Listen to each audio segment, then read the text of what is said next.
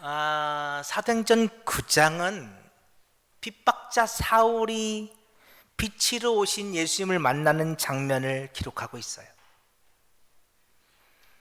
담액색으로 예수 믿는 사람들 잡으러 가던 그 사울에게 해보다 더 밝은 빛이 임하였어요.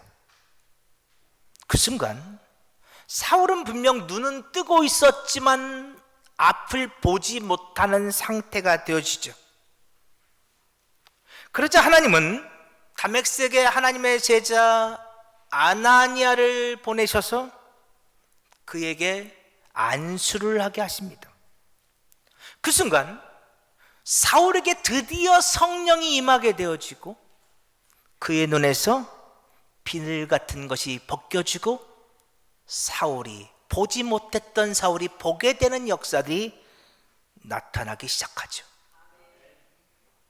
이것은 사울이 스스로 본다 말했던 바리새인이었고 라피였으나 실상은 그가 예수를 보지 못하는 맹인이었음을 드러내는 사건이라고 말씀드렸어요. 사울은 바리새인 중에 바리새인이고 히브리인 중에 히브리인이었고 가말리엘이라는 대스승 밑에서 율법을 배운 당대 최고의 랍비였지만 그는 맹인이었다는 거예요.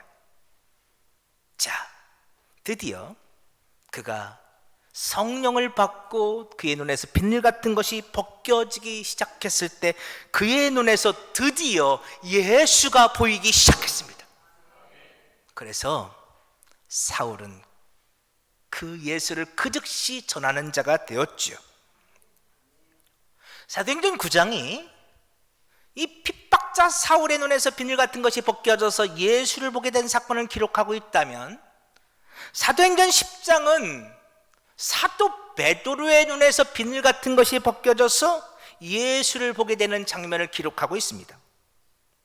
하나님께서 베드로를 이방인 백부장 고넬료의 집으로 가라 하십니다. 그런데 베드로는 그 하나님의 명령에 거절을 합니다.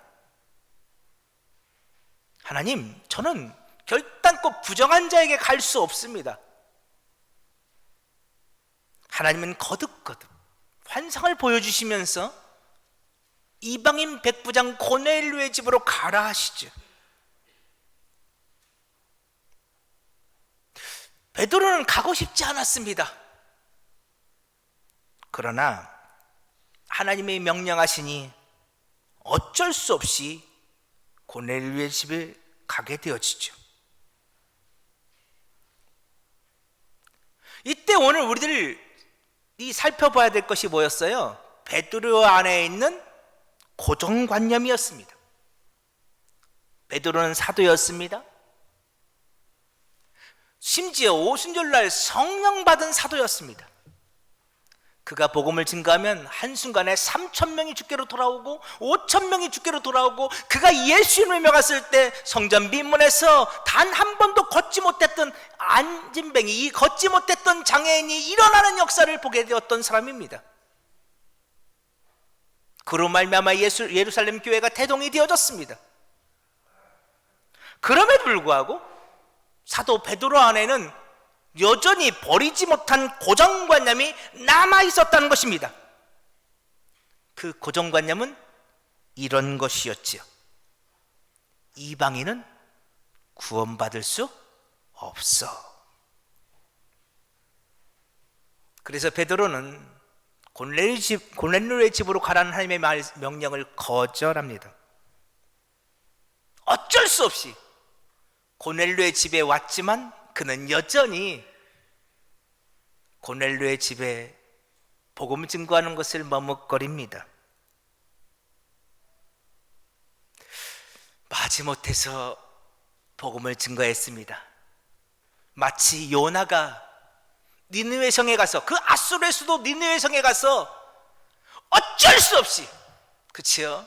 요나가 바다에 빠지지 않았더라면, 물고기 뱃속에서 3일 동안 그가 고통을 당하지 않았더라면 요나는 결단코 니느웨에 가지 않았을 겁니다. 어쩔 수 없이 니느웨에 가서 복음을 증거했던 것처럼 베드로도 마지못해서 고넬료의 가정에 가서 복음을 증거하기 시작합니다. 그런데 놀라운 일이 그 집에서 벌어지기 시작했습니다. 그 이방인의 집에 성령이 임하시기 시작했습니다. 베드로와 함께 갔던 예루살렘 교회 성도들, 유대인 성도들이 깜짝 놀랍니다. 이방인들에게도 성령이 부어지는구나. 이방인도 예수를 믿고 구원받을 수 있구나. 이 사건은 베드로와 유대인 성도들에게는 충격 그 자체였습니다.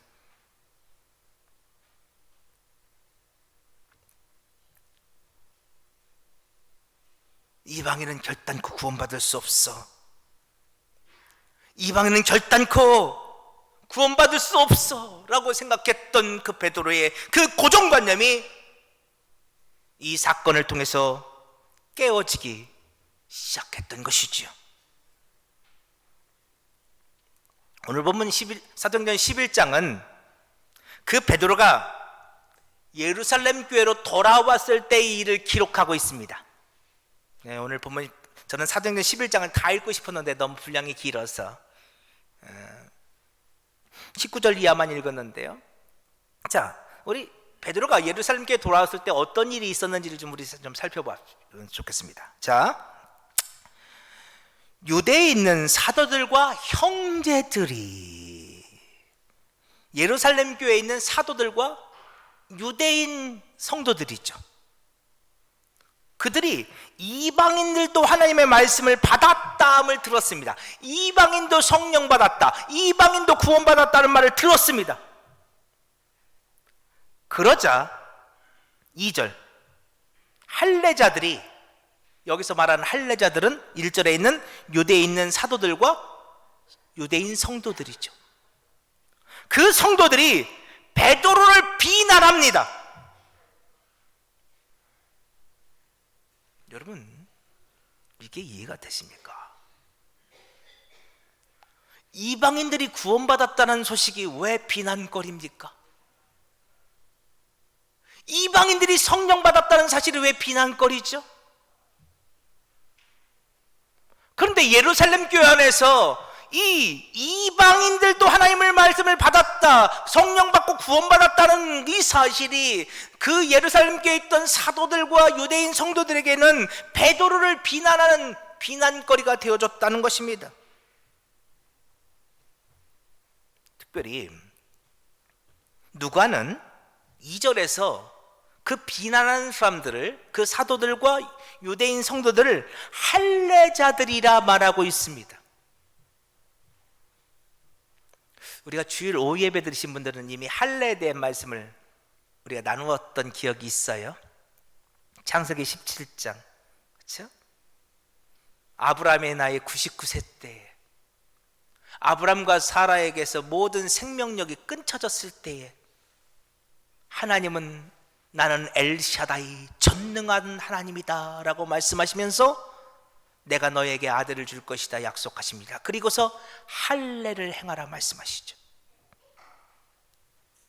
여러분, 할례는 육체에 하는 것이 아닙니다. 할례는 마음에 하는 것입니다.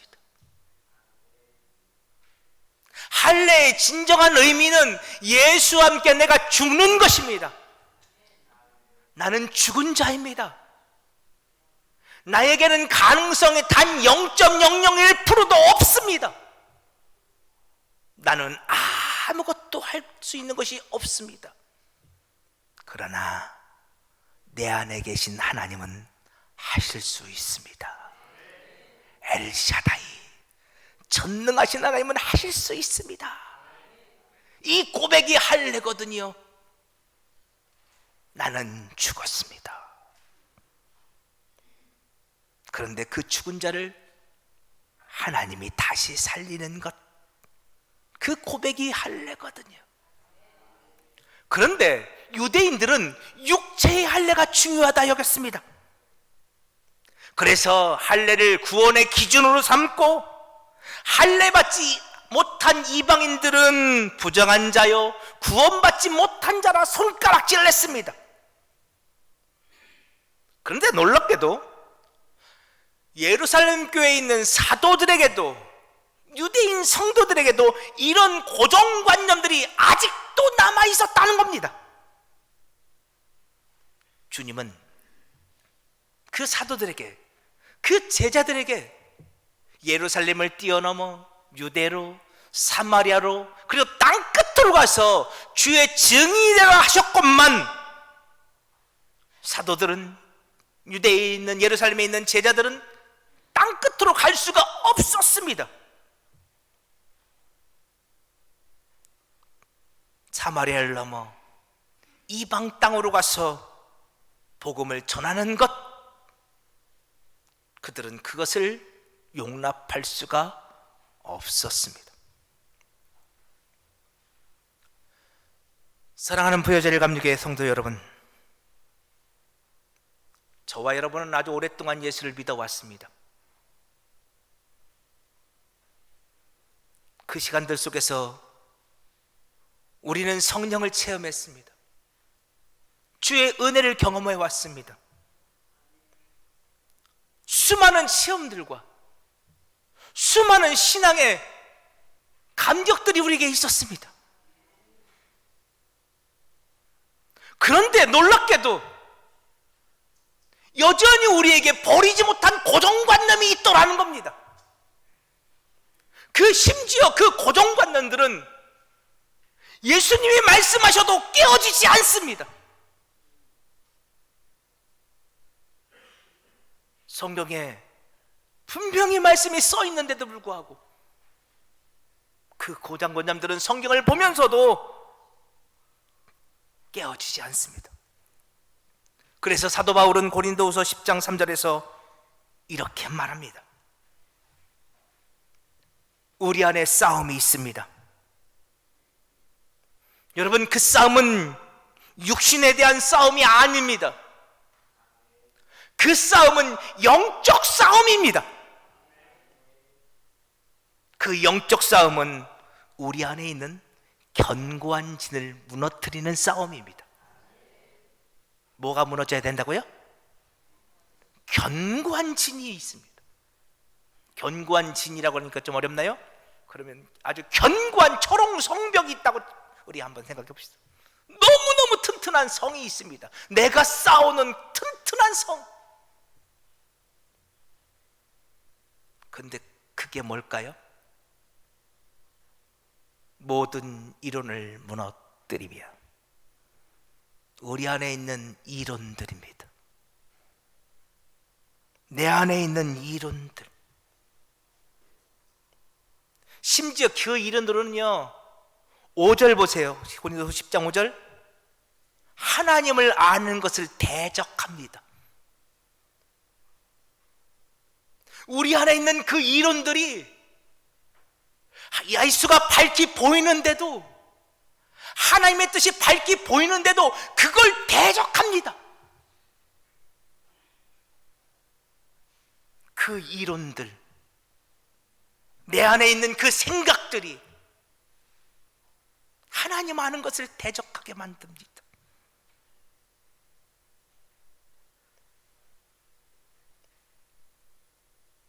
우리가 오랫동안 신앙생활하면서 갖게 된 고정관념들,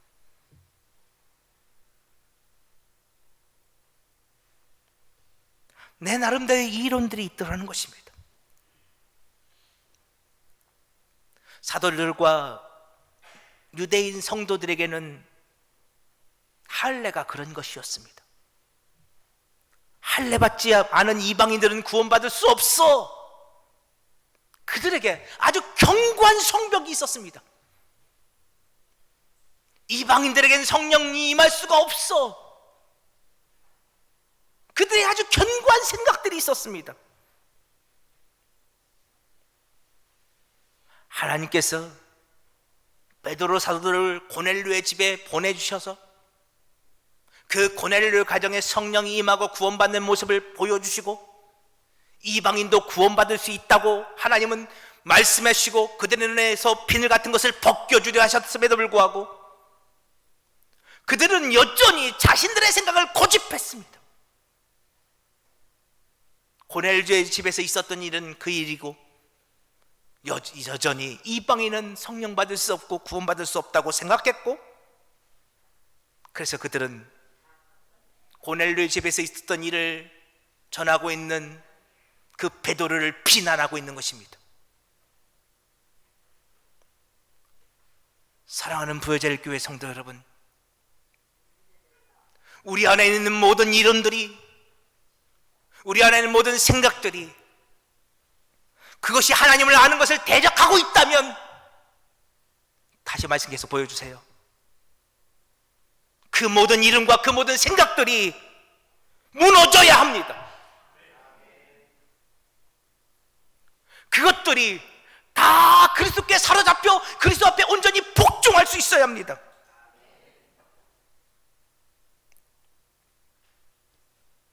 우리들이 싸워야 할 싸움이 있습니다. 그 싸움은 우리 안에서 벌어집니다. 내 안에 있는 그 이론들,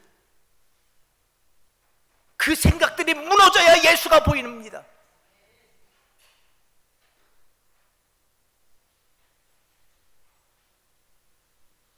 우리 부여자일 감리교회는 113년의 역사를 자랑하고 있습니다. 너무도 훌륭한 아름다운 신앙의 유산과 전통들이 우리 교회에 있음을 압니다. 저는 그 신앙의 유산들과 전통들은 잘 계승해 나가야 된다고 믿습니다. 그러나 그 113년의 역사 가운데 하나님을 아는 것을 대적하는 어떤 이론과 어떤 생각들이 있다면 과감히 무너뜨려야 합니다.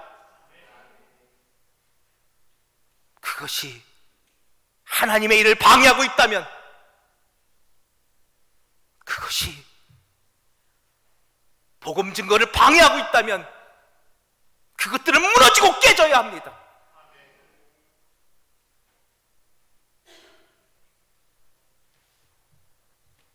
오늘 본문 사도행전 11장을 보면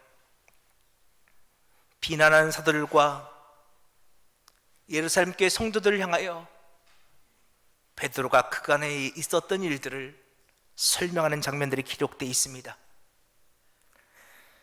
베드로가 고넬료의 집에서 무슨 일이 있었는지를 차근차근 설명합니다.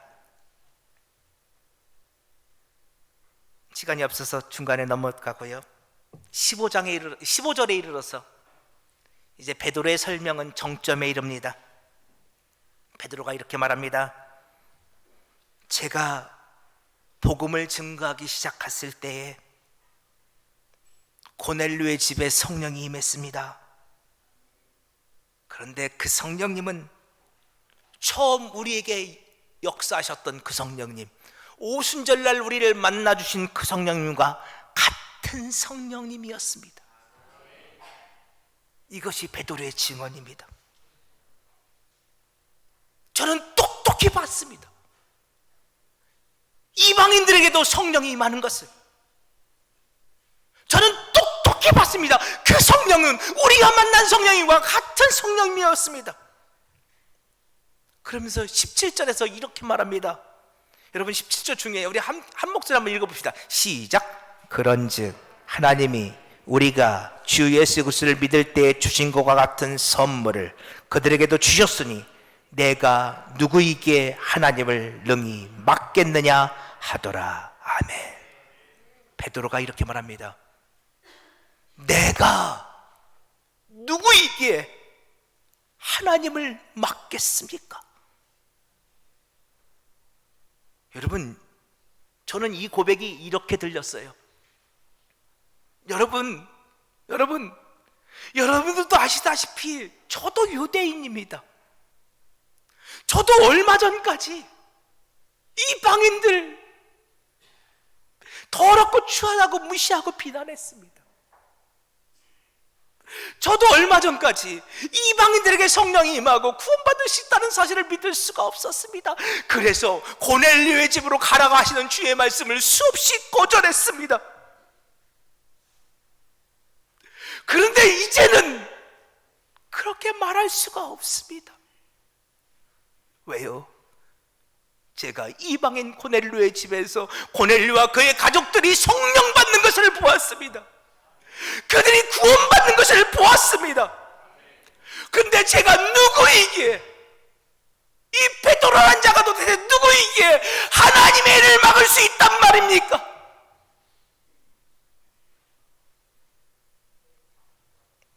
이것이 베드로의 고백이었습니다. 내가 누구이기에 하나님을 막을 수 있겠습니까? 그러자 18절을 보니까요, 이야기를 듣는 사람들이 잠잠해졌습니다. 여기서 이 말을 듣는 사람들은 예루살렘 교회에 있는 사도들과 유대인 성도들이지요. 그들은 할 말을 잃었습니다. 그러자 그들이 이렇게 말합니다. 그러면 하나님께서 이방인에게도 생명 얻는 회개를 주셨도다. 아멘. 그치? 저는 오늘 성경이 여기까지만 써져 있으면 너무너무 좋았을 것 같아요. 아, 드디어 예루살렘 교회가 드디어 눈에 비늘 같은 것이 벗겨졌구나. 이제 그들이 드디어 이방인들에게도 구원받을 수 있음을 알고 이제 그들이 복음을 들고 이방인에게도 달려가겠구나. 오늘 본문이 여기까지만 써져 있으면 전 너무너무 감사했을 것 같아요. 그런데 오늘 본문은 아직도 남아 있습니다. 아니, 지금부터가 시작입니다. 자, 그림 좀 보여주세요. 제가 그림. 저 밑에 있네요. 여러분 보이십니까? 오늘 본문 19절 보면요, 베니게와 구브로와 안디옥으로 흩어진 성도들의 모습에 대해서 기록하고 있습니다. 스데반의 박해로 인해서 저 베니게, 그렇죠? 이 갈릴리 위쪽에 베니가 있죠? 그리고 저 위쪽에 안디옥이 있고요. 이 가운데, 지중해 가운데 구브로의 섬이 있습니다. 베니게는 요즘 이스라엘과 레바논이 전쟁하고 있는 그 시돈과 두로 지역이 베니게입니다. 레바논 지역이고요. 그리고 저 안디옥과 구브로 섬이 있어요.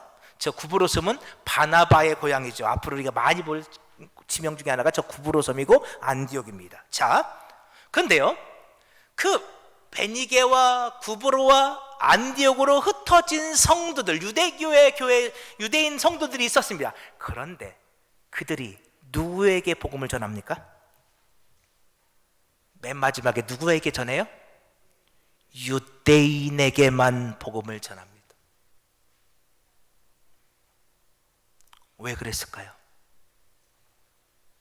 왜 그들이, 저 지역은 다 이방 지역입니다. 저 이방 지역에 흩어진 그들이 왜 유대인에게만 복음을 전했을까요? 아직도 여전히 그들 안에는 무너지지 않은 견고한 진, 그들의 이론과 그들의 생각이 남아있는 겁니다. 주께서 베드로를 통해서, 고넬료 가정의 성령의 임하심을 통해서 이방인들도 구원받을 수 있음을 보여주셨는데 그들은 여전히 그들 안에 가지고 있는 그 견고한 진을 버리지 못했습니다.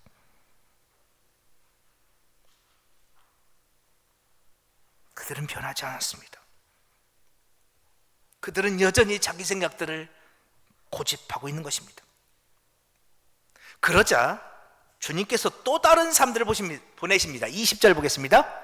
자, 그 중에 구브로와 구레네 몇 사람이 안디옥에 일하러, 이번엔 누구에게?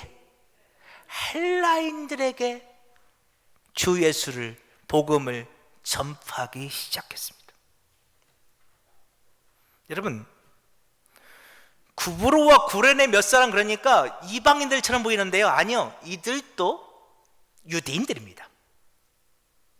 구브로와 구레네 지역에 흩어졌던 헬라파 유대인들입니다. 아마 그들은 오순절을 지키기 위해서 예루살렘에 갔다가 그 오순절 그곳에서 성령을 체험했던 헬라파 유대인들이었을 겁니다. 그들에게도 히브리파 유대인들이 가지고 있던 것처럼 이방인들은 구원받을 수 없다는 그런 고정관념이, 견관진이 있었습니다. 여러분, 헬라파 유대인들이라고 그 고정관념이 없었던 게 아니에요. 그들에게도 이방인들은 구원받을 수 없다는 고정관념이 있었습니다. 그리고 지금 이 순간에도 헬라파 유대인들 중에서 상당수는 여전히 그 고정관념을 버리지 못하고 있습니다. 그런데 그 중에 몇 사람이 그들 안에 있던 그 견관진이, 그들의 이론이, 그들의 생각이 깨어지기 시작했습니다. 그래서 그 몇 사람이, 그렇죠? 몇 사람입니다. 몇 사람이 안디옥 이방 땅에 이르러서 그곳에 있는 헬라인들, 이방인들에게 예수를, 복음을, 십자가를 전하기 시작했습니다.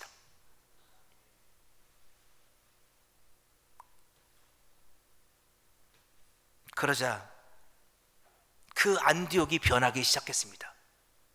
21절 보세요. 주의 손이 그들과 함께 하심에 수많은 사람들이 믿고 주께로 돌아오더라.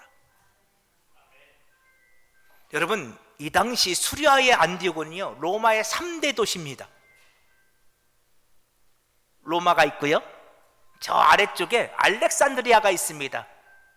그리고 이 터키, 이 수리아 지역에 수리아의 안디옥이 있어요. 이게 로마의 3대 도시예요. 이 당시 거대한 도시였습니다. 로마 황제 숭배의 중심지였고, 우상 숭배의 중심지였고, 물질과 모든 경제의 중심지였습니다. 그래서 향락과 부패와 우상 숭배와 온갖 음란의 중심 도시가 안디옥이었습니다. 그런데 그 안디옥에서 놀라운 성령의 역사가 그 이방인들 가운데 나타나기 시작했더라는 것입니다. 어떻게 해요? 그 몇 사람을 통해서 말입니다. 그들 안에 견고한 진이 무너지고, 그들의 이론과 생각이 무너진, 그래서 헬라인들도 이방인들도 구원받을 수 있다 믿음으로 고백했던 그 몇 사람을 통해서 안디옥이라는 도시가 변화되어 가기 시작했다는 것입니다. 저는 확신합니다. 제가 부여에 온 지 이제 10달이 조금 넘었잖아요. 부여는 발전하는 도시가 아닙니다. 쇠락해가는 도시죠. 젊은이들이 떠나가는 도시죠. 우리 부여자율교회 10년, 20년은 앞으로 어떻게 될까요? 우리 아이들은 과연 부여에 남아있을까요? 과연 우리 아이들은 이곳에서 토를 잡고 살아가게 될까요? 그리고 그 아이들이 이 부여제일이라는 믿음의 공동체를 지키고 있을까요? 여러분들은 어떻게 생각하십니까? 지금까지 우리 아이들은, 우리 부여제일의 아이들은 과연 부여 땅에서 자리를 잡고 살아가고 있습니까?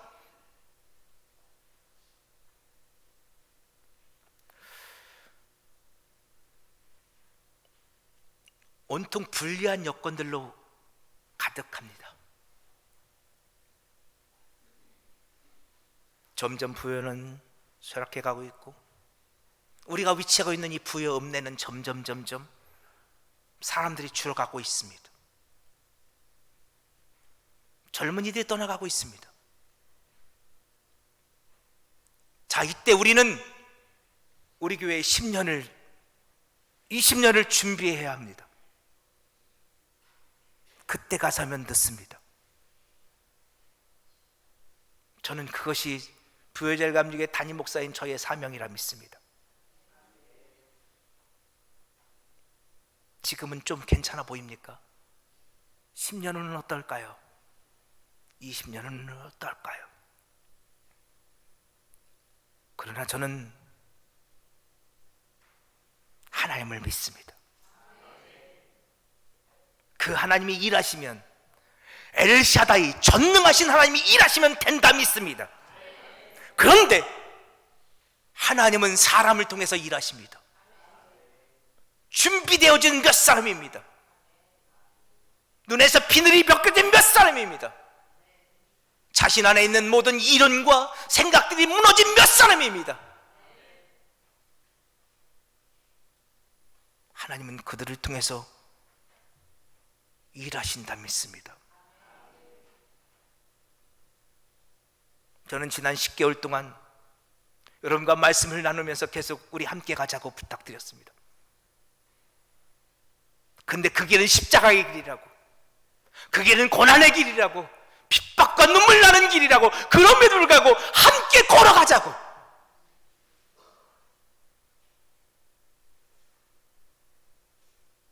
함께 걸어갈 몇 사람이면 된다 믿습니다.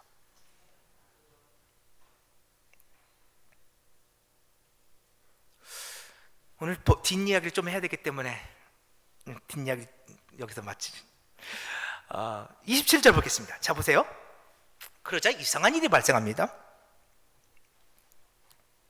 갑자기요, 누가가 안 해도 될 이야기를 해요. 빼도 전혀 이상하지 않은 이야기를 오늘 본문에 써놨단 말이에요. 갑자기 예루살렘 교회 안에서 큰 흉년이 닥쳤던 얘기를 하고, 그래서 이제 막 태동되어진 안디옥 교회가, 그 이방인들로 구성된 그 안디옥 교회가 예루살렘 교회를 위해서 구제헌금을 해서 보내는 장면을 기록하고 있단 말이에요. 여러분, 왜 누가는 이런 이야기를 기록하고 있을까요? 왜 누가가 여기서 이 이야기를 기록해야만 했을까요, 여러분? 아주 오래전이에요. 제가 목회를 시작하고 얼마 안 됐을 때 제 친구가 선교사를 나간대요. 그래서 어디로 가는데 그랬더니 어디로 갔을 것 같아요? 제가 깜짝 놀랐어요. 어디로 갔을 것 같아요? 영국으로 간대요. 근데 그때만 해도 제가요, 이해를 못했어요. 영국? 여러분 요한 웨슬레의 고향이 어디예요? 우리에게 복음을 전해준 요한 웨슬레의 고향이, 그 나라가 영국이에요. 웬 영국? 너 놀러 가니? 제가 그랬어요. 진짜로요. 너 놀러 가니? 그러고선 한 10년쯤 지났어요. 제가 2009년쯤에 그 호서대학에서 박사학위를 했는데요, 이 호서대학을 다니는데 어느 날 호서대학에서 예배가 있었어요. 그래서 예배에 참석했는데 보니까 선교사 파송 예배예요. 그래서 어디로 가는데 물어봤더니 어디로 갈까요? 미국으로 간대요. 그래서 제가 깜짝, 아니 왜 미국? 에? 근데 이제는 그게 어색하지 않나요? 여러분 그거 아세요? 영국이 이슬람 국가예요. 더 이상 기독교 국가 아니에요. 영국이요.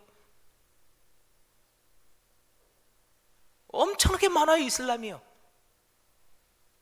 여러분 미국이요, 더 이상 청교들이 세운 그 기독교 국가 아니에요.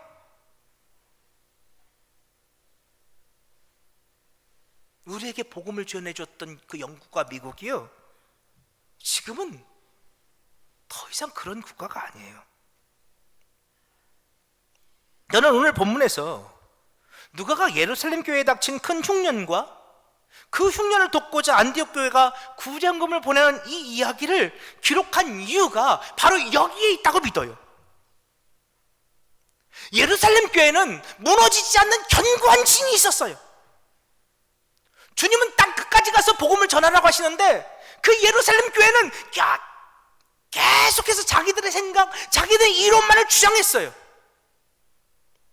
그들은 그 생각에서 벗어나지 못했죠. 그러자 하나님은 그 예루살렘 교회를 대신하여 안디옥 교회를 사용하시는 거예요. 사도행전은 그 이야기를 기록하고 있어요. 이제 선교의 중심축이요, 예루살렘에서 안디옥 교회로 바뀌어요. 그래서 사도 바울을 파송하는 그 교회가 어떤 교회? 안디옥 교회예요. 땅끝 성교회, 그 사명을 감당하는 그 중심되는 교회가 어떤 교회? 안디옥 교회예요. 이제부터 사도행전에서 예루살렘 교회의 모습은 뜨문뜨문 가끔 한 번씩만 나올 뿐 더 이상 구심점이 아니에요. 이제 모든 선교의 구심점은 안디옥 교회로 옮겨가는 거예요. 안디옥 교회는 날마다 풍성해져 가요. 성령으로 풍성해지고 은혜로 풍성해지고 또 교회도 더 놀랍게 성장해 가요. 반면 한때 성령으로 충만했고 은혜로 충만했던 예루살렘 교회는 점점 흉년을 맞아가요. 지금 누가가 예루살렘 교회에 생긴 이 흉년을 그런 의미로 기록하고 있는 거예요. 저는 이 장면에서 아모스 8장이 생각났어요. 하나님께서 아모스에게 환상을 보여주시면서 기근의 날이 올 것이라고 말해요. 근데 기근의 날은 어떤 육신의 양식이나 물이 없어서 기근을 겪는 게 아니에요. 이 아모스 시대는요, 여로보암 2세가 다스리던 때거든요. 여로보암 2세는 북이스라엘의 최고의 전성기예요. 엄청나게 부유했던 시대예요. 그런데 그때 하나님은 아모스 선지자에게 기근의 때가 올 거라고 말해요. 그 기근은 세상의 육신의 양식 때문에 기근이 아니고 여호와의 말씀이 들리지 않는 기근이에요. 12절을 보면요, 그래서 사람들이 말씀을 찾아 이 바다에서 저 바다로 북쪽에서 동쪽으로 비틀비틀거리며 찾아다닌대요. 그런데 아무리 말씀을 찾아도 찾지 못한대요. 여러분, 오늘날의 시대를 보세요. 떠돌이 성도들이 얼마나 많은지 알아요? 이 교회 저 교회 말씀을 찾아 떠도는 성도들,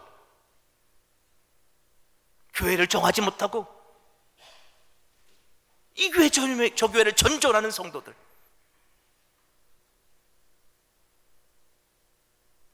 아니요, 말씀은 너무 많아요. TV를 틀어도 나오고 라디오를 틀어도 나오고 인터넷을 연결해도 나오고 스마트폰을 봐도 나오고. 12절 다시 보여주세요. 12절 말씀 다시 보여주세요. 자, 보세요. 근데 그 물은 바닷물이에요. 물이 없어서 기갈이 아니에요. 물은 너무 많아요.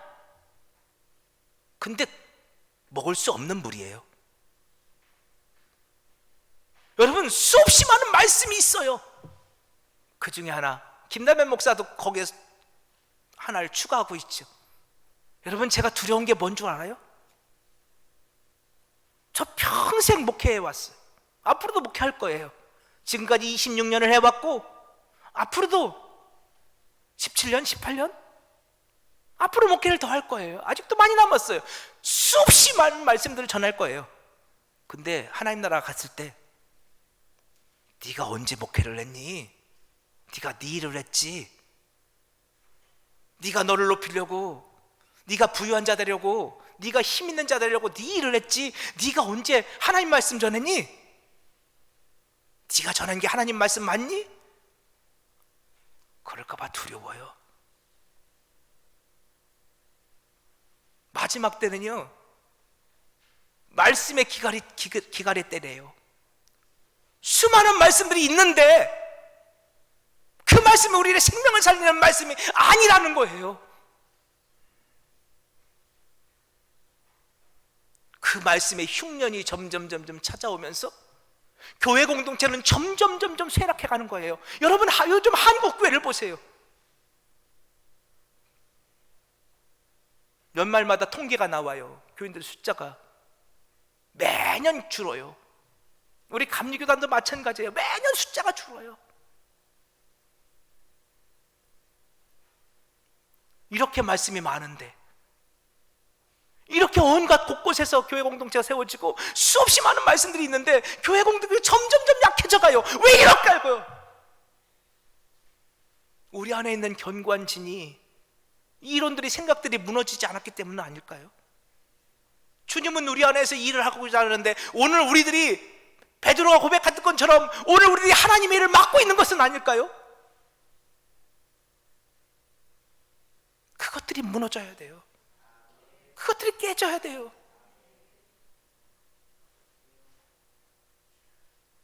그래서 예루살렘 교회는 점점 기근을, 흉년을 경험하고 있는 거예요. 그러나 안디옥 교회는 점점 풍성해져 가고 있어요. 여러분, 우리는 이 둘 중에 하나를 선택해야 돼요. 우리 부여자교회가 앞으로 어떻게 가기를 원하세요? 점점 풍성해져 가기를 원하세요? 점점 큰 흉년을 맞고 기근 가운데 있기를 원하세요? 하나님은 사람을 쓰신다니까요. 하나님은 일하실 거예요. 그런데요, 누구를 통해 일하셔요? 그 견고한 진이 무너진 사람들, 그 이론과 생각이 무너진 사람들을 통해서, 눈에서 비늘 같은 것이 벗겨진 사람들을 통해서 일하시는 거예요. 우리는 지금 선택해야 돼요. 그리고 여러분의 선택에 따라서 우리 10년 후가 20년 후가 달라질 거예요. 저는 우리 부여자교회 성도들과 함께 전 세계를 다니며 복음을 증거하고 싶어요. 우리의 청년들과 함께 이 나라 이민족을 살리는 역사를 감당하고 싶어요. 저는 그것이 하나님의 간절한 소망이라고 믿거든요. 우리 함께 그 길을 걸어갔으면 좋겠어요. 주께서 우리 안에서 일하실 것이라 믿습니다.